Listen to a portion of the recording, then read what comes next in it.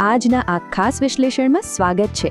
ચાલો કલ્પના કરીએ એક એવા સમયની જ્યારે ઈંડા એ નાસ્તાનો સૌથી અનિવાર્ય અને સ્વાસ્થ્યપ્રદ હિસ્સો ગણાતો હતો.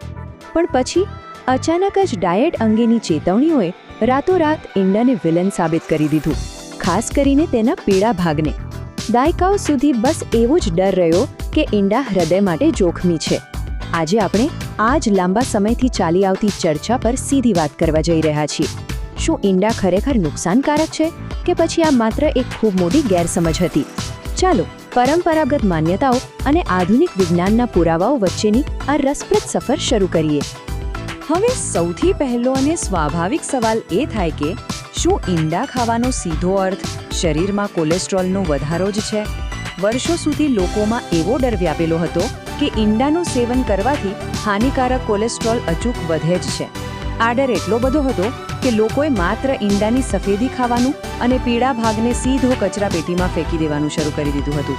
બસ એવું જ માનવામાં આવતું કે પીળો ભાગ ખાધો એટલે લોહીમાં કોલેસ્ટ્રોલ વધ્યું. પણ શું ખરેખર આવું થાય છે? આ એક એવો પ્રશ્ન છે જેણે વૈજ્ઞાનિકોને પણ ફરીથી વિચારવા મજબૂર કરી દીધા. આખી બાબત સમજવા માટે જીવ વિજ્ઞાન પર નજર કરવી પડશે. અને જુઓ, અહીં જ સૌથી મોટો વૈજ્ઞાનિક વળાંક આવે છે.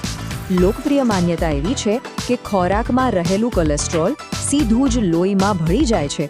પણ તાજેતરના સંશોધનો એકદમ અલગ જ ચિત્ર રજૂ કરે છે. આધુનિક વિજ્ઞાન સમજાવે છે કે ખોરાકમાં રહેલું કોલેસ્ટ્રોલ અને લોહીમાં રહેલું કોલેસ્ટ્રોલ આ બંને સાવ અલગ બાબતો છે. ખરેખર તો માનવ શરીરમાં લિવર આપણી દૈનિક જરૂરિયાત મુજબ કોલેસ્ટ્રોલ બનાવવાનું કામ કરે છે. જ્યારે ખોરાકમાંથી વધુ કોલેસ્ટ્રોલ મળે છે ત્યારે લિવર પોતાનું અંદરનું ઉત્પાદન ઘટાડીને એક જબરદસ્ત બેલેન્સ જાળવી લે છે.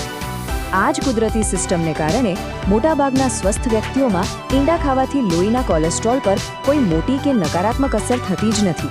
આ એક એવી હકીકત છે જેણે દાયકાઓ જૂની માન્યતાને સંપૂર્ણપણે તોડી નાખી છે. જરા વિચારીએ કે માત્ર ડરના માર્યા ઈંડાને ટાળવાથી શરીરને કેટલું મોટું નુકસાન થતું હતું. ઈંડા કોઈ ખલનાયક નથી.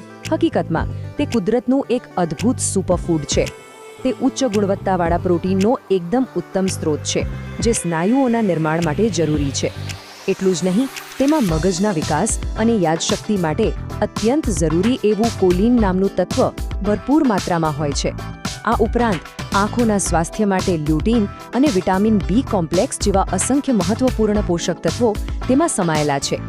એક સંતુલિત આહારમાં ઈંડાનો સમાવેશ કરવાથી શરીરને જે પોષણ મળે છે તે આસાનીથી બીજે ક્યાંય મળતું નથી. જો કે વિજ્ઞાને ઈંડાને મોટાભાગે નિર્દોષ સાબિત કર્યું છે, છતાં અહીં એક મહત્વની વાત ધ્યાનમાં રાખવા જેવી છે. માનવ શરીરનું વિજ્ઞાન ખૂબ જ જટિલ છે અને દરેક નિયમમાં કેટલાક અપવાદો ચોક્કસ હોય છે. દરેક વ્યક્તિનું શરીર એક સરખી પ્રતિક્રિયા આપતું નથી. જો કોઈના પારિવારિક ઇતિહાસમાં ઉચ્ચ કોલેસ્ટ્રોલની સમસ્યા હોય અથવા કોઈ ટાઈપ 2 ડાયાબિટીસ કે ગંભીર હૃદયરોગનો સામનો કરી રહ્યો હોય તો તેમના શરીરની કોલેસ્ટ્રોલ નિયંત્રિત કરવાની ક્ષમતા અલગ હોઈ શકે છે. આવી ખાસ પરિસ્થિતિઓમાં હંમેશા સાવચેતી રાખવી જરૂરી છે. પોતાના આહારમાં કોઈ પણ મોટો ફેરફાર કરતા પહેલા ડૉક્ટરની સલાહ લેવી એ સૌથી સુરક્ષિત અભિગમ છે. તો આ આખી ચર્ચા પરથી મુખ્ય મુદ્દાઓ શું તારવી શકાય? કોઈ એક ખોરાકને સંપૂર્ણપણે જાદુઈ કે પછી સંપૂર્ણપણે નુકસાનકારક માનવાની આદતમાંથી બહાર આવવાની જરૂર છે.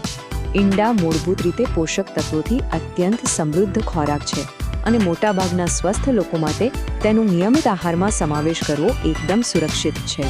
વાસ્તવિક ચાવી કોઈ એક જ ખોરાક પર ધ્યાન કેન્દ્રિત કરવાને બદલે આખી આહાર પદ્ધતિને જોવાની છે. ઈંડા સાથે બીજી કઈ વસ્તુઓ ખાવામાં આવે છે તે પણ એટલું જ મહત્વનું છે. એકંદર સંતુલિત આહાર અને સ્વસ્થ જીવનશૈલી જાળવવી એ જ ખરા સ્વાસ્થ્યનો પાયો છે. એક ખૂબ જ સુંદર વિચાર છે કે દરેક લોકપ્રિય માન્યતા સાચી હોય એવું જરૂરી નથી. સાચી માહિતીથી જ સારું સ્વાસ્થ્ય મળે છે. આ માત્ર કોઈ સુવિચાર નથી, પણ પોષણ વિજ્ઞાન કેવી રીતે સતત બદલાતું રહે છે તેનું એક જાગૃત ઉદાહરણ છે. વર્ષોથી જે વાતને અફર સત્ય માનવામાં આવતી હતી તે આધુનિક રિસર્ચ સામે ટકી શકી નહીં. આ દર્શાવે છે કે જૂની અને અપૂર્ણ માહિતી દ્વારા ગેરમાર્ગે દોરાવવું કેટલું સરળ છે. વ્યાપક માન્યતાઓ પર સવાલ ઉઠાવવા અને માત્ર વૈજ્ઞાનિક પુરાવાઓ પર આધાર રાખવો એ જ સાચા સ્વાસ્થ્ય તરફ જવાનો માર્ગ છે. હવે અંતમાં એક વિચારવા જેવો પ્રશ્ન મૂકીને જઈએ જો દાયકાઓ સુધી ભયનું કારણ બનેલું ઈંડું વાસ્તવમાં પોષણનું પાવર હાઉસ હોઈ શકે તો આપણા આહાર અંગેના આવા અન્ય કેટલા નિયમો હશે જે કદાચ સંપૂર્ણપણે ખોટા હોઈ શકે. આ બાબતો પર વિચારવું ખૂબ જ જરૂરી છે. જો સ્વાસ્થ્યની માન્યતા વિરુદ્ધ હકીકત વિશેનું આ વિશ્લેષણ મૂલ્યવાન લાગ્યું હોય તો તેને ચોક્કસ પસંદ કરો. અન્ય લોકો સાથે પણ શેર કરો જેથી તેઓ પણ સાચી માહિતી મેળવી શકે અને આવી જ સચોટ વૈજ્ઞાનિક માહિતી જાણવા માટે સબસ્ક્રાઇબ કરો.